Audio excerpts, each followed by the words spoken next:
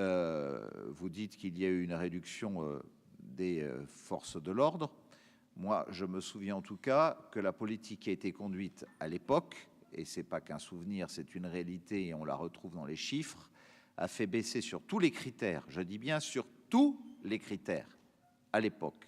En assemblée plénière le 18 octobre dernier, Christian Estrosi a menti sur le bilan de Nicolas Sarkozy en matière d'insécurité.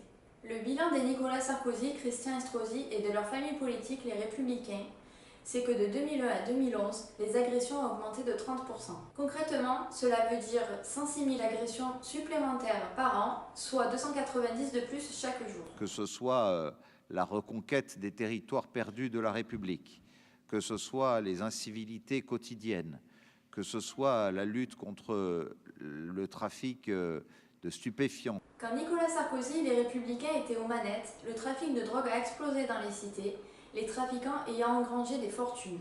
Les policiers avaient reçu pour consigne de ne pas faire de vagues par crainte d'émeutes.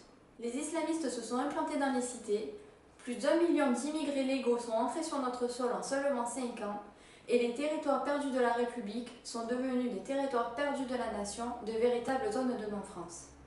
Plus de violence, plus d'insécurité, plus de trafic en tout genre, plus d'immigration et plus d'islamisme, voilà le bilan des Républicains, de Christian Estrosi, Renaud Muselier et Laurent Wauquiez. Au Rassemblement national, nous proposons des solutions concrètes de bon sens pour lutter contre la délinquance. Expulsion systématique des délinquants étrangers, rétablissement des frontières nationales, recrutement de 15 000 policiers et gendarmes, construction de 40 000 places de prison et tolérance zéro pour la racaille.